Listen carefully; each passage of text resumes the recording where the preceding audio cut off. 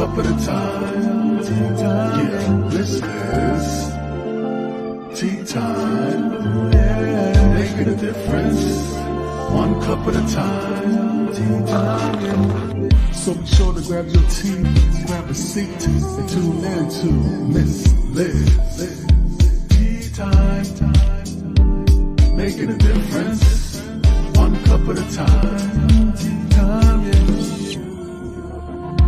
Tea time.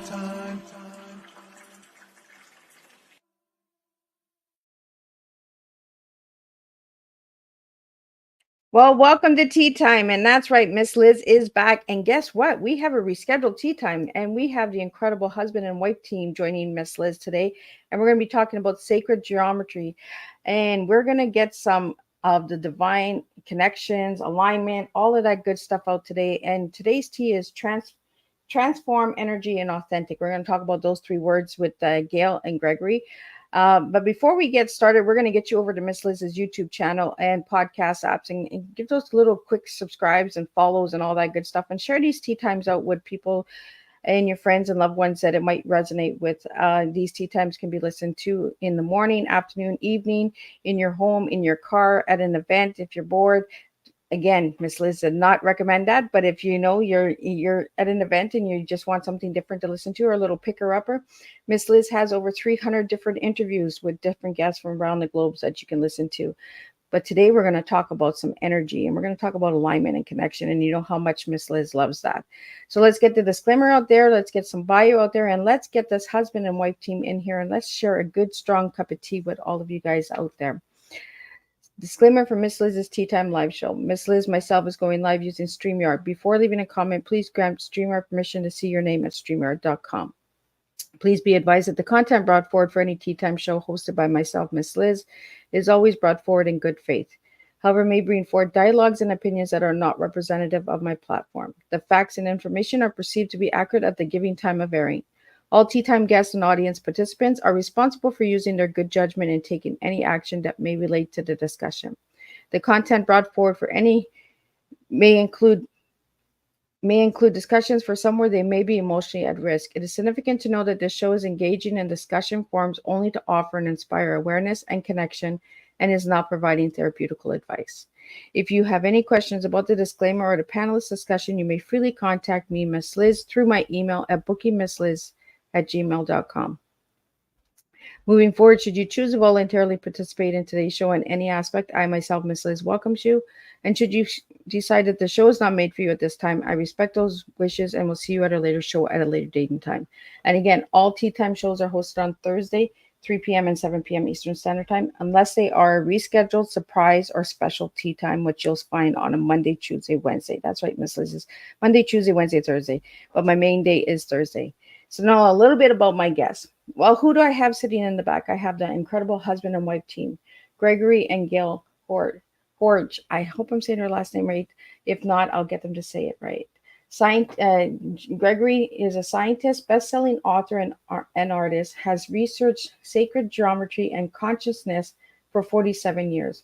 Followed a major spiritual awakening, Kunana, in 1982. He started creating energetic tools through metaforms that provide transformative tools to foster spiritual elevations and the expansion of source.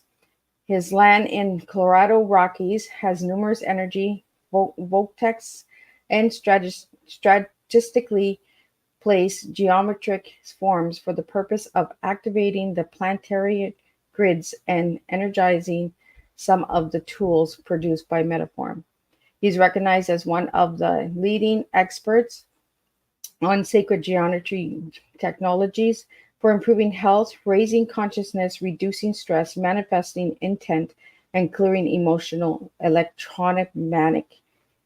magnetic interference. Gail is a health consultant, accomplished artist, spiritual advisor, and businesswoman.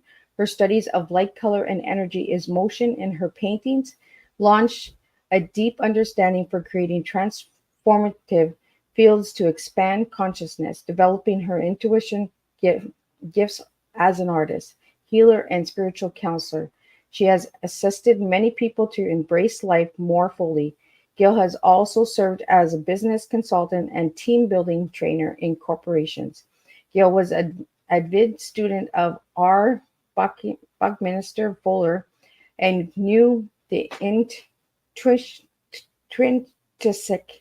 values of sacred geometry when she and Gregory met in 1985 and founded Metaforms, realizing their life mission to bring sacred geometric energy tools to the world. Let me get Gail and Gregory in here, and if I've pronounced anything incorrectly, I will get them to pronounce it for me. Welcome, guys. Oh, Hi, Liz. Good to see you. thank you for having us. Why can't I hear you? Oh, Your mic on? can you hear us now? Yeah, I can hear you now. There we go. good. Good. Thank you for having us. We're glad to be here. Well, thank you so much for joining me. I am glad that you guys are joining me today, and that we were able to reschedule this incredible tea time. So I'm going to take you guys back a little bit on how I get all my guests to give a little bit about who they are. I'm going to start with you, Gail. Who were you as a little girl, and who are you now as a grown woman? Oh, what an interesting question. As a little girl, I was very interested in what was going on in the universe. I used to love to look out at the stars and the skies at night. And I was definitely a dreamer. I was a little girl who wasn't sure how I got dropped off on the corner that I ended up on with my family. I felt kind of strange. And so I was looking to really learn who I am. I was always a very intuitive child, an artistic child. And I was trying to understand where my home was and how I could fit into it. And I would say that as an adult, I am I am still, a very artistic person, very much involved, as you could see in the book, in understanding the cosmos, understanding where, as human beings, we fit into this whole amazing scheme of life, and looking for deeper understanding, asking questions. So I think that thread has always been with me. And when I was about 3 years old, I had this epiphany. It was like this experience where all of a sudden something just sort of like just grabbed my attention. And I knew that I was meant to make a difference, that I had something to do here, that, there was a contribution that I was to make. And I didn't understand what it was. So as I've been progressing as an adult, that's been part of my purpose, is to do something that contributes to this life, to this world, to humanity, and to the soul, the progress and evolution of soul. And Gregory, who were you as a little guy, and who are you now as a grown man? Oh, I love to play with, it's like I'm going to say what I am doing now is playing with energy and the way energy flows. And I did that as a child, except I worked with water and the way water flowed. I'd go to the beach, and when I'd go to the beach, I'd take lots of buckets and shovels, and I'd enlist all these kids to help me dam up streams on the beach. And if someone came along to break it, I turn those guys into the policemen and say, you're in charge of making sure no one breaks this dam. And, I would really get into it and how the water flowed. And then I did believe in other dimensional beings, fairies, for a long time. And as I got older and went through a Kundalini experience in my early 30s, that's when I started opening up to actual energetic beings that do live all around us. And I was able to communicate on other dimensional levels with these beings more deeply. And that's what led me into working with sacred geometry. I didn't even know it was called sacred geometry. I was just building the geometries that I was being shown from the higher dimensional realms. And when I met Gail, I had a box of these with me and I shared them with her. And this was in 1985. She was in the garage of a house that I had just sold, and she was going to be working with this house as a studio. The person that bought it was allowing her to do that. And when I shared with her the box of geometries, she could feel energy coming off of them. And because I started out in the sciences and then started backing into this whole realm of working with geometric forms to move energy, it had me perplexed for a long time. I'd go, really? How about this one? You feel energy from this one? And at any rate, she helped ground it. And together we started Metaforms in 1985. So that was over 40 years ago. And we're still working with energy and higher consciousness and connecting to the higher realms and bringing through new information all the time. Awesome. So for anybody that doesn't know what sacred geometry is, could you guys let my listeners know what it is, in case they're interested in getting to know more, and then we'll talk about the the I don't even know what to call them. What's spinning beside you? The different I geometric just did a forms. blank, guys. I brain freeze here, Miss Liz. I don't know, man. But we'll talk about the signs that are in between you and Gail as well. But for my listeners out there who would like to know what sacred geometry is, if you guys would like to tell us what that is. Okay. Well, I will give you sort of a easy, generalized way of looking at it for somebody who may not know what sacred geometry is. And so, everything starts out as just pure, formless energy, right? Before it manifests and comes into the physical realm that we're familiar with. Well, it needs to have a very precise pathway in order to do that.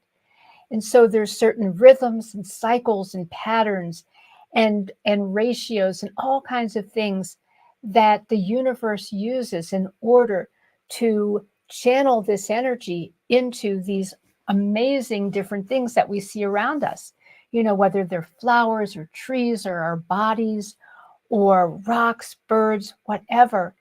Everything is based on certain principles. And sacred geometry explains what these universal principles are. It shows us how creation really works. And the ancients understood this. So they would build their temples, pyramids, cathedrals, different sacred sites, utilizing these principles. And what that does, it's like a doorway for us to be able to be more than just these physical bodies, because truly we are more than just what's in this physical realm. That's just a very small portion of who we are.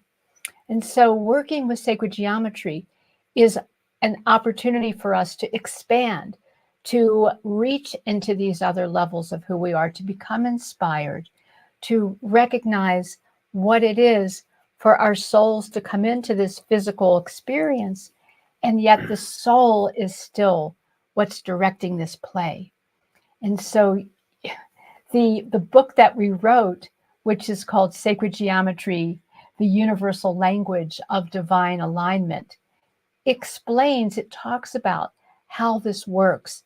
And we talk about consciousness and all kinds of things, numbers, and show you lots of pictures as well to help you understand what sacred geometry is and why you might want to learn more, because it's very important in understanding how we are a part of this incredible creation that we're all living in. So, Gregory, did you want to share a little bit? I'm doing a brain freeze. The symbols that are spinning beside you guys, what do we call those? Okay. We call them geometries, forms, metaforms, because that's the name of our business. And so what Gail was talking about is that the way universe creates everything. I mean, for those that can see images, I can share a few images with you if you like. Sure, And absolutely. okay, let me go here, and then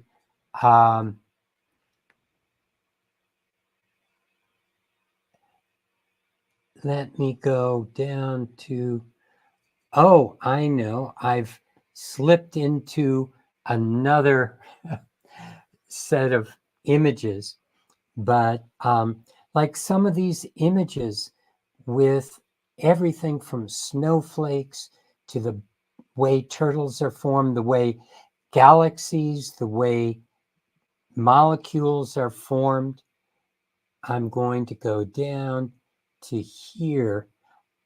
These particular spirals are formed based on a certain ratio that if we look at the human body, it takes the distance from our hand to our elbow, our head to our navel to our feet. These are all proportions that exist in nature, and they exist throughout our body. So if you, for example, I take just the first digit of my middle finger to my whole finger is in this proportion. And my finger to my hand to my elbow. And so this is the way universe works with life energy. All life, everything from plants to insects to animals, everything with that spark of life within it works with that particular ratio. So when we work with some of these geometries that are sitting next to me and bring that into the environment and spin it so it's working with time, it starts working with some of the same energies. And furthermore, it's fun. This form at the bottom also, if I can find that image, it works with the way the sun and the moon work together. And so I switch my slides from what I meant to put in. So it's taking me a while to find some of these images. But if you take, there, maybe that one. If you take something like, here it is, the diameter of the moon plus the diameter of the earth in miles, because everything in universe works in resonance. It's like a C tuning fork that will start to vibrate when you play a C tone. So when the diameter of the moon and the diameter of the earth are added together, we get this geometry next to me that I have sitting between us that also works with that phi ratio and works with the earth and the moon's diameter. So you see these frequencies, they start interrelating, they start affecting us. And there are so many things in our world today that block the natural order of energies wanting to come into us. All the electromagnetic fields, all the things going on with the fears that people are going through, all the judgments, all the stress that we're going through. These kinds of things added in with toxins, they block these natural rhythms. They block even us connecting to our higher self. And so by working with some of these tools that, and we call them tools because it would be like me giving you a hammer. It's a tool, and you might crack a walnut, you might build a house, you might even hit your thumb, and it's not the hammer's fault. But when you're done building the house, you built the house, not the hammer. But it so helps you in the process. And that's what these tools, these geometries, these forms, these energetic things that are moving energy into our environment, and they start affecting our fields and helping us connect where we couldn't connect before. And so it's an amazing journey we've been on for the last 40 years to help people expand into the larger part of themselves and connect more deeply into the soul level of being. So, Gail and Gregory, what causes the patterns in the flows? Because you brought in the flowers and the images of the flowers, Gregory. What causes that swirl? Okay, that swirl is this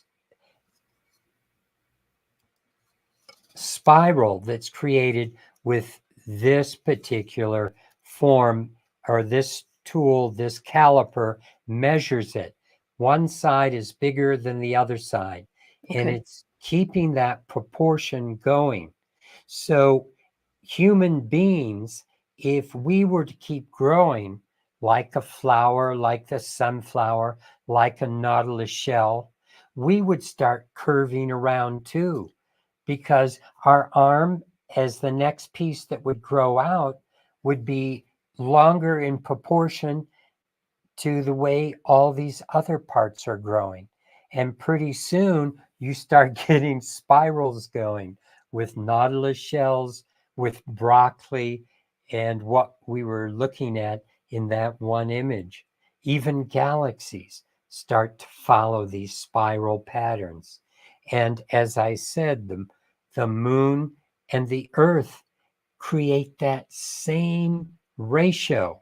Even if I were to measure, put the moon next to the earth and measure from the center of one to the other, and then the diameter of the earth out to the edge of that triangle, it would again create this same ratio that is creating all life.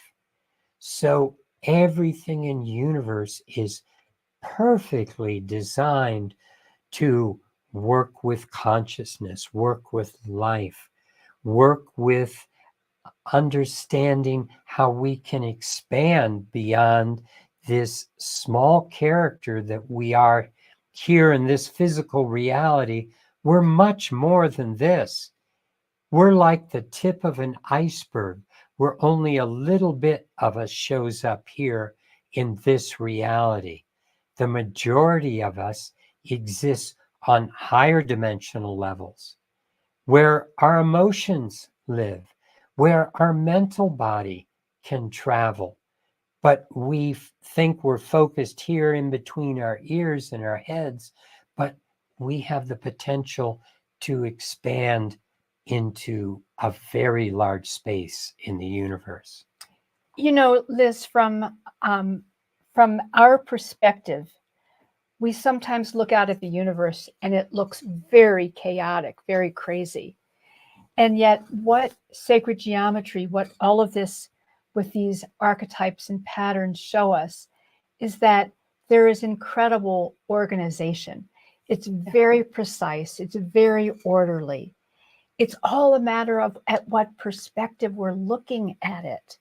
And so, for those of us who sometimes, have concerns about what's going on in this universe, it really brings us home to understanding that from a precise moment, it, yes, may look very chaotic and random.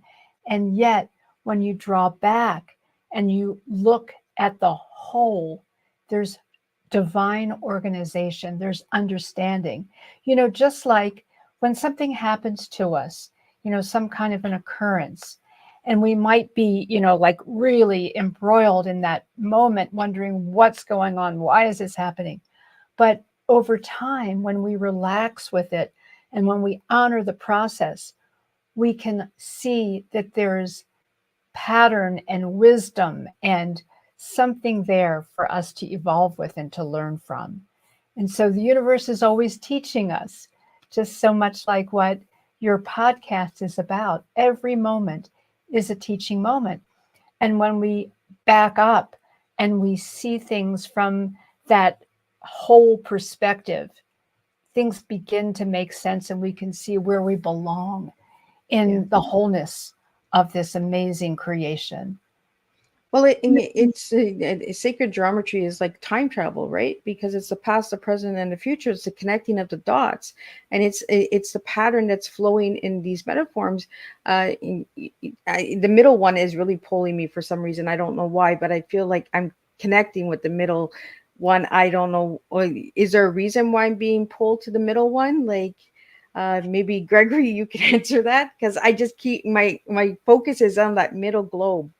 Uh-huh.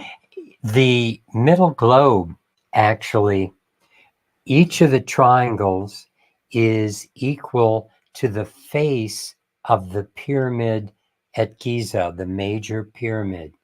And so and that pyramid face is again working with the phi ratio, that life energy. We call this the unity grid because it really is creating a unifying field, a unifying understanding. And, I would say the T moment is teaching everything all the time. And that's what's going on with some of these tools. They are constantly moving an energy field through the environment. And we found that it even works over time and space. As you are there and we're somewhere quite a few miles away, and yet time and space is collapsed when that energy is flowing, and you can tune into it anywhere and open your heart to those higher realms that have the potential to support us, because that's where the love comes from. That's where the joy comes from. That's where our intuitive abilities come from the higher aspects of ourself. And it's the little person at the tip of the iceberg. That's the part that's controlled by ego. And it thinks it's totally everything that exists in its reality. And yet it's only a tiny piece. So that's why if we think that we want to gather things in this reality, in this world, that we'll never be completely happy until we expand into the bigger realms of who we truly are. Well, thanks for explaining that. And it actually makes sense, unity, because I'm big on unity, right? Bringing people together and connecting with people, Mhm, you know. mhm. And this is what this platform is for, right? Is to teach educational awareness and time travel and connecting those dots and understanding why the universe brings people together, why we're Mm. connected for a reason, right? Why we found each other. I could have anybody else here right now, but I have you guys here. And that's the message that I want to give to my listeners and audience out there, is that, people come into our lives for a reason, and the lessons are there. We just have to learn to open the mind and understand why we're being connected and why those patterns and cycles are coming together. Um, Hmm. Gregory, you mentioned something as a little boy. You played with water. Is there patterns and cycles in the water? Absolutely. I think you may be familiar with Dr. Emoto and what he was doing with water, where he would have people meditate, bring in certain positive aspects into water, and then he would create snowflakes, crystals from the water. And he found water that was prayed over, good intentions were put into it, that it would hold those intentions. And likewise, some water that ran through pipes in cities and came out of kind of stagnant areas of water, that it didn't have the same life energy, it didn't have the same geometry to it. And so when we look at a snowflake, what's interesting is that it's a geometry, and he found that intelligence, consciousness, intent could improve the geometry, and it works both ways. It's interesting to think that a geometry could improve intelligence, could improve consciousness. And so that's what we're playing with. But certainly, water is energy flowing. And energy, like Gail was saying earlier, it's all around us. It's like 99.99999% of everything is pure energetic space. Only 0.00001% is physical matter, is in the atom, is the proton, the neutron, the electron. Most of it is space. And that energy is dictating how everything in our reality is created and formed. And so when we start realizing that, we can start dancing with the universe the way it wants to dance. Instead of building a building or creating the things that we want to create just because, hey, we're human beings and we can do whatever we want to do. It's if we start following the patterns of creation and bringing those patterns into our lives, we can start to vibrate more naturally with the way the universe is vibrating. And when we Absolutely. go into nature, we feel that energy and we know, yes, something is right as I sit next to the stream under this tree and the birds are singing and the wind is blowing through the leaves. It's a natural way of being. Yeah. Well, it's something like Gail said, right? The disconnect. Building the building, it's disconnecting us from the energy. It's breaking those patterns, right? And the cycles. And we got to bring the cycles and patterns back together and go to the flows and that. The reason that I asked about the water, Gregory, is because a lot of us are called to the water, right? When we need healing, when we need recharging, Mhm. rejuvenating ourselves. We'll go to the flow of the water. For me, it's the flow of the tea, right? As it's flowing and going, the connection is there. The flowers, like Gail mentioned, flowers and animals, and that we're drawn to them when we need a recharge. We turn to a pet for love, support. It all connects.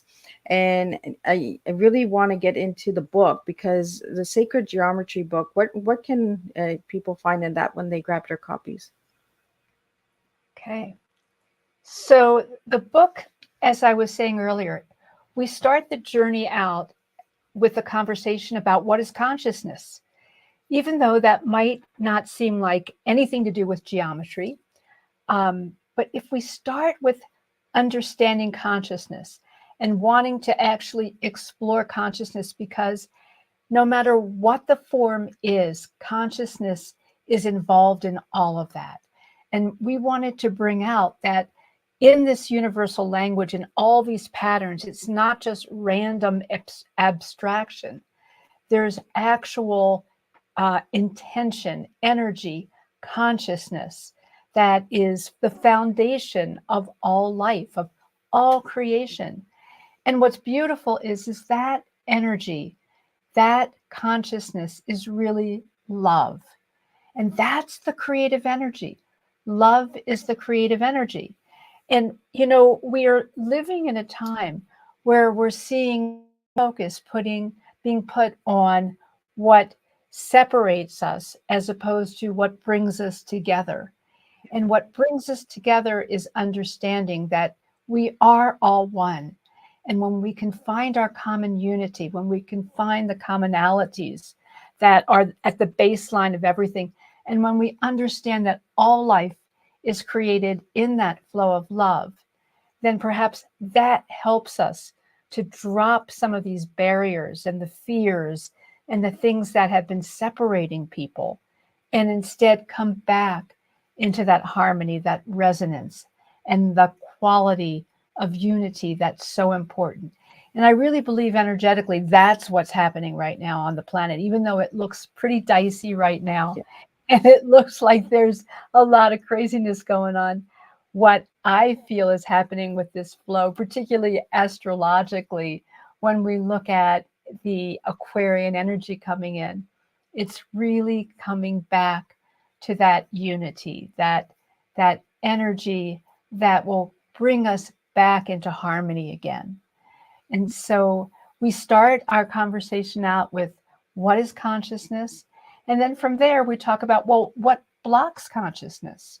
And that's really a big issue, to identify what are the things that are out there in our lives, in our universe, from electromagnetic frequencies, the things that are coming off of our computers and our phones, and 5G and all kinds of things that are being broadcast out in the universe. They actually create a separation because they're trying to dominate and get our attention. And that is something that we need to be able to take the time to be in nature, to breathe, to meditate, to put our feet in the water or take that cup of tea and remember who we are, to come back into center again. And so we talk about what blocks us from that consciousness that is essential to our well-being. And then from there, we start talking about the different numbers. There's a wonderful journey that we take people into, starting with the number 1 and understanding how things progress from the beginning levels and then start growing in the creative process. And then at the end of the book, we actually end up with a chapter that shows you, like, these beautiful forms behind us.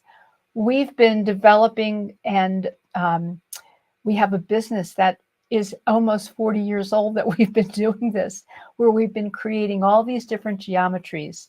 And the purpose of these geometries is to bring more harmony and resonance into our lives, into our environments. And so we have a chapter at the end where we show what these different structures are and talk about how they really make a difference in people's lives. Everything from, like, pendants, like the pendant that I'm wearing, which is based on all these different sacred geometric patterns, and inside all these antenna systems that are created so that what they do is they help connect us to all of who we are, not just a small part of who we think we are, not just the labels that we put on ourselves, but the essence of who we are. And so having something like a pendant that you wear, what it does is it helps connect you to those higher realms, your intuition, your inner knowing, things like serendipity, things like how, we come together at the right time, at the right place, all kinds of circumstances. Yeah. So, we really believe that we're in a time now where the more that we have experiences that bring us into resonance, the better off we are in our health and our well-being, our prosperity, joy, and our relationships.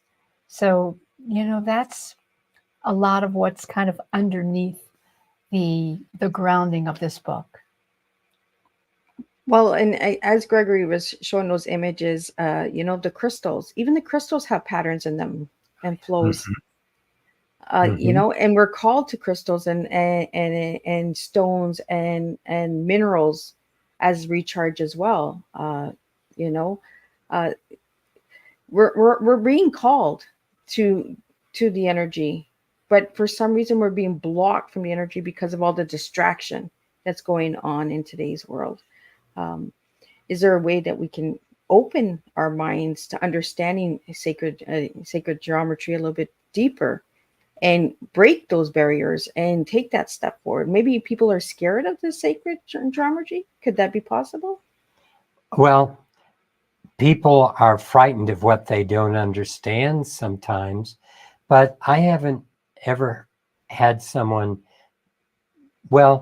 be totally afraid of sacred geometry. Bottom line, exactly what you're saying, Elizabeth.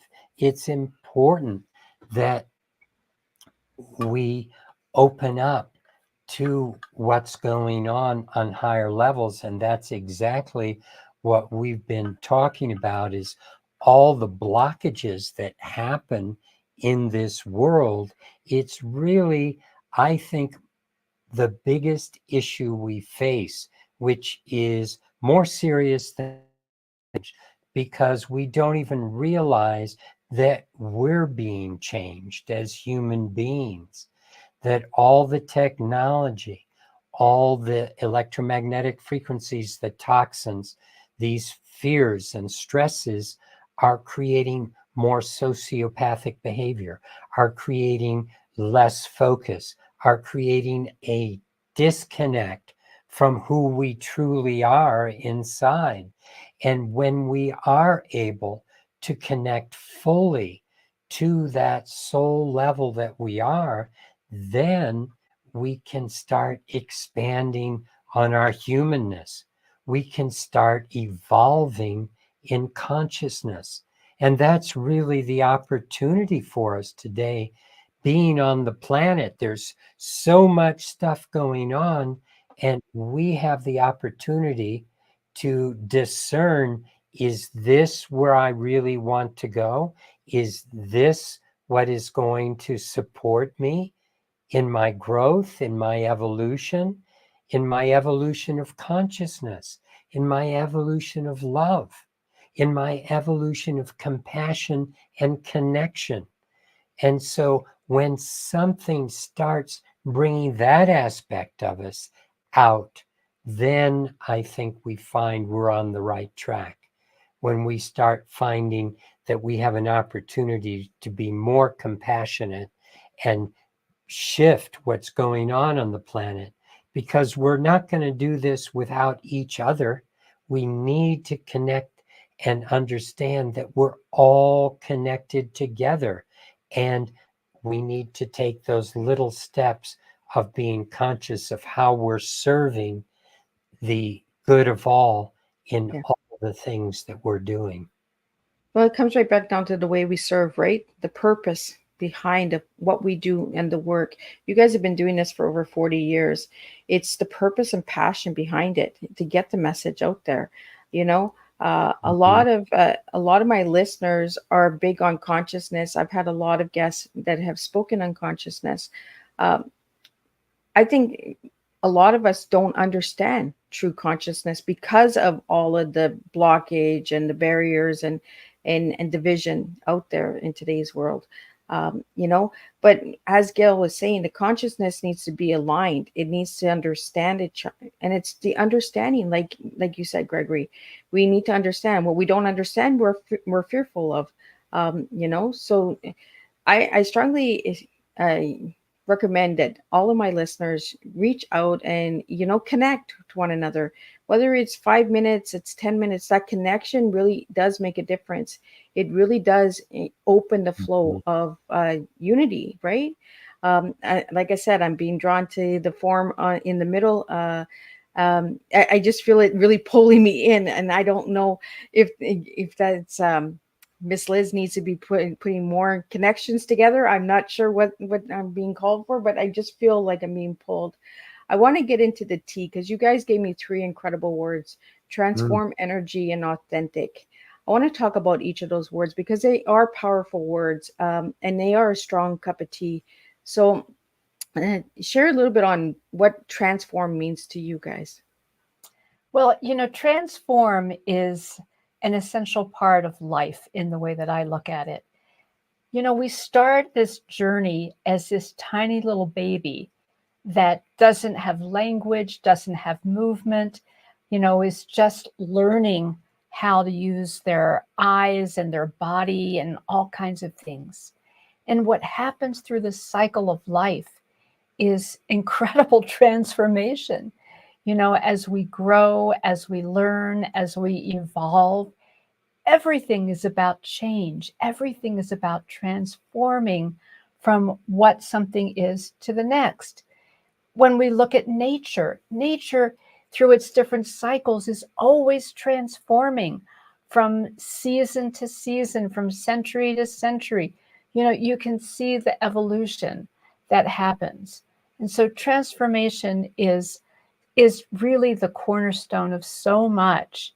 And this is a real powerful time that we're on, where people are really recognizing that we're in a particularly transformative time on this planet, that we are seeing changes that perhaps other generations have never seen and never will see.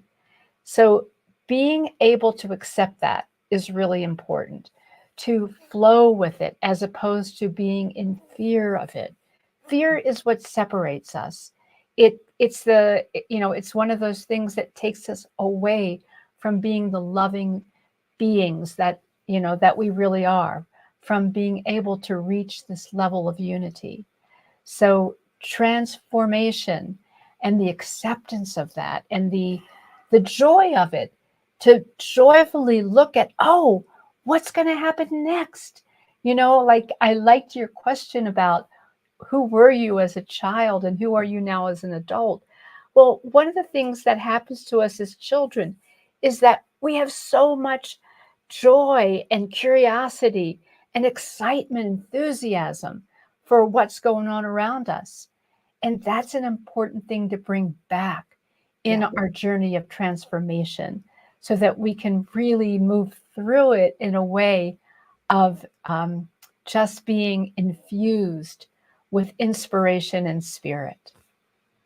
And that's the reason why I bring up that question for who you were as a child, right? Because when we grow up, we go back to that childhood as we get older. As we age, we become that child that we were when we first were born. A lot of illnesses that are out there, dementia, Alzheimer's, goes back to the childhood. Those illnesses are telling us to come back to our younger self, come back to the playfulness, come back to the curiosity, and we shouldn't be afraid of these illnesses, because these illnesses are actually speaking to us and telling us to align with ourselves. And I think that's where a lot of diagnoses are given out, a lot of illnesses are given out in the world today, but we're not understanding the message behind those illnesses and what's causing them. And that. So Gregory, I want to get a little bit into you for transformation, the transform. What does it mean for you? The center part of that T is energy. So everything revolves around energy. Energy is at the basis of transformation. It's when energy flows. And so everything in the universe is about relationship. And it's when you have relationship, then energy can flow. It flows between individuals when we create relationship. And that's what allows for transformation to happen, because energy is needed for transformation. And energy flows and transformation happens. And the end piece of this tea, the authenticity of it, is, I think, a really important thing that we need to take personally in all the different things that are going on. Like Liz, you've been talking about some of these diseases that happen. If we look for the authenticity of it, the root of it, the God spark of it, the part that is something we can learn from. And that's really what it's about. To me, that's what authenticity is about. We have to each really tune in to everything that's going on, people, actions, places, things happening in our lives, and discern what is the truth of this? What can help take me deeper into my truth of this? And that's you being authentic with you. It's like I saw something at the bottom of someone's email the other day, um, that was by Richard Feynman, who was someone who was involved in creating the atomic bomb. And he said something to the effect, make sure that you're not fooling yourself. And the truth is, you're the easiest person to fool.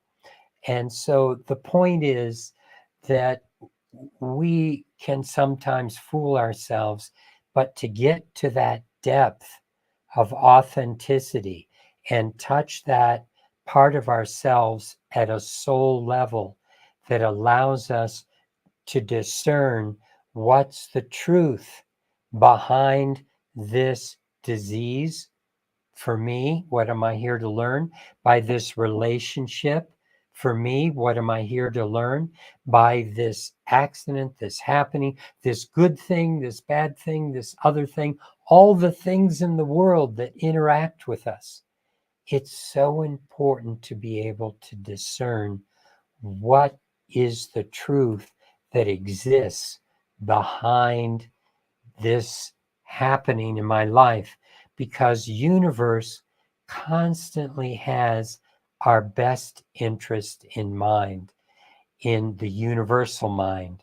So if we realize that, then perhaps we can discover the gift from the universe in every single moment that we're alive, and be present, constantly accepting the joy of each moment, because this is a gift from the universe.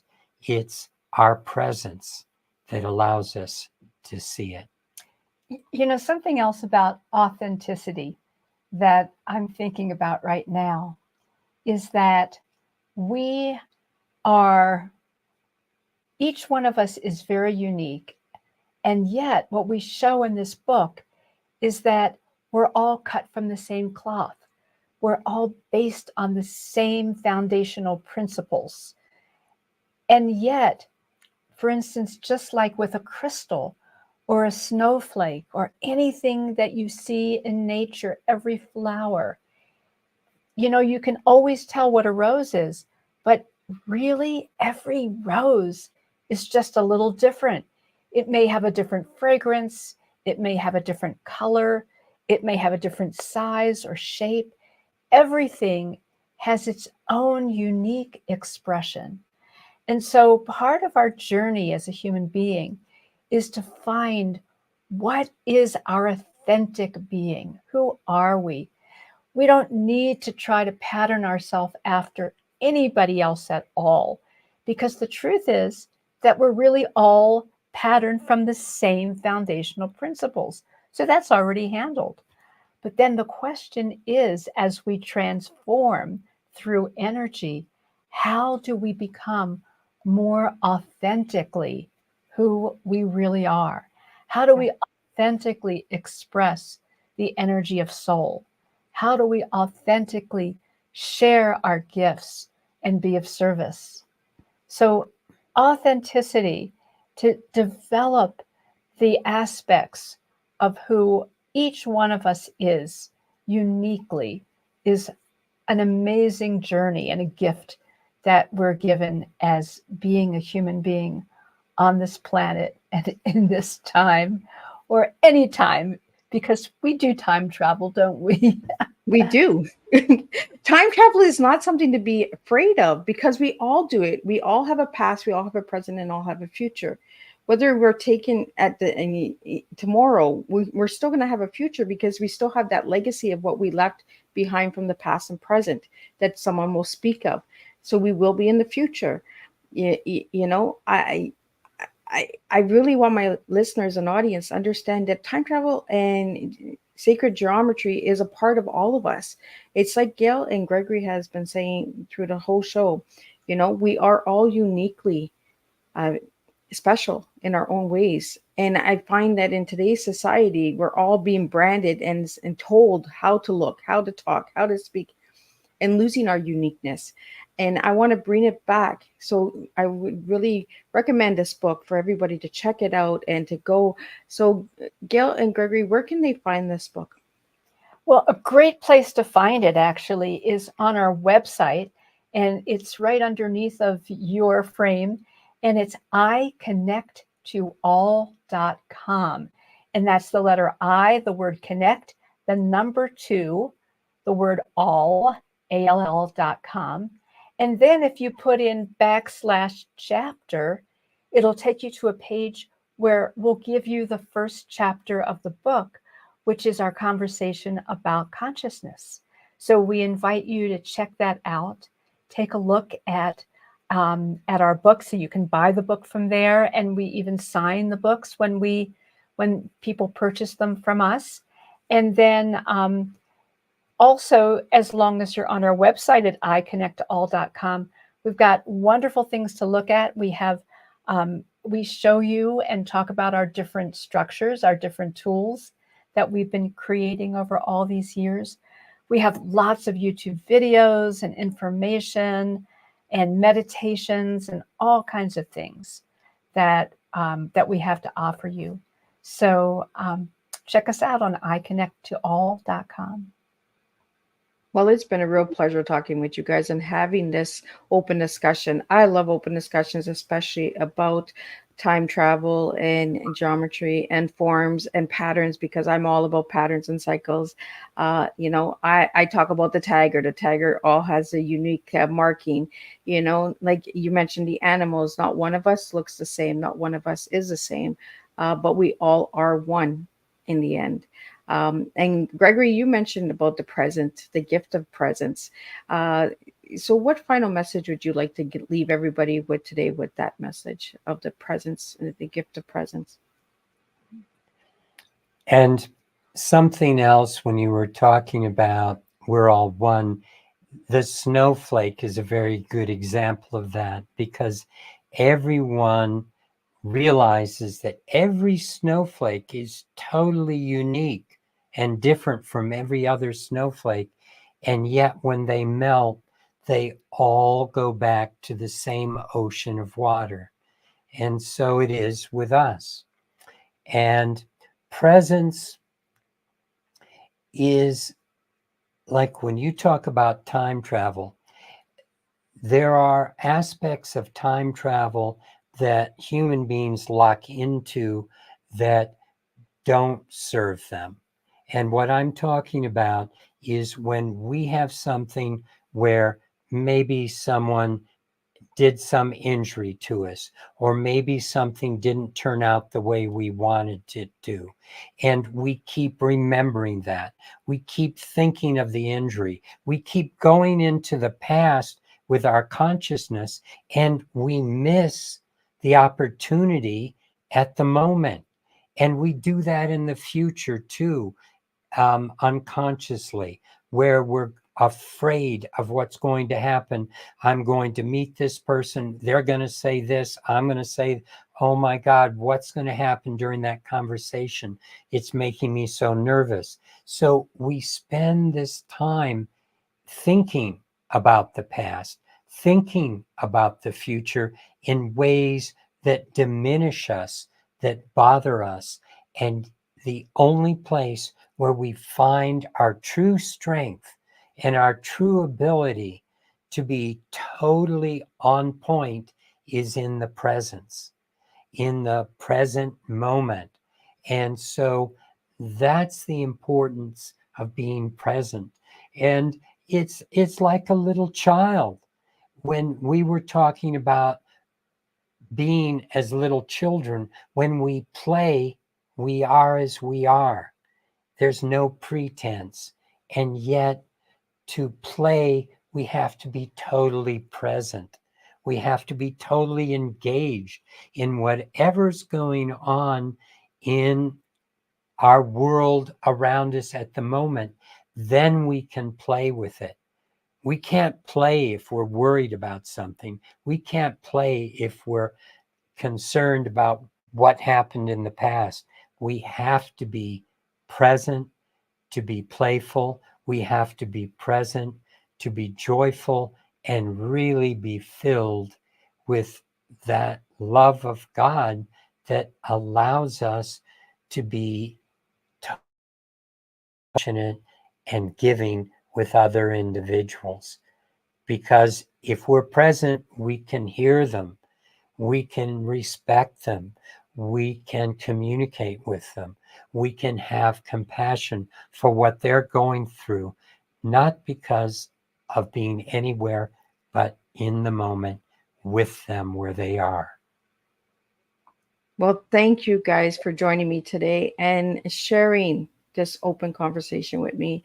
For anybody who would like to know more about Gail and Gregory, please check out their website, grab a copy of their book. And if you have any questions or comments or feedback from today's conversation, please let me know. And we will get those comments and questions over to Gail and Gregory. Again, I want to thank my listeners who have tuned in today. Thank you for your support. I really encourage you to keep checking out these tea times because there's more to come, more topics, and we're going to make a difference with one cup of tea at a time. And in this house, we don't serve a beverage. We serve teaching educational awareness. So please join Miss Liz on Thursday for 2 more TEAs, and we'll do this all over again, and we'll connect the dots one cup at a time. Thank you all for joining me today. Thank you and blessings. Thank you and blessings.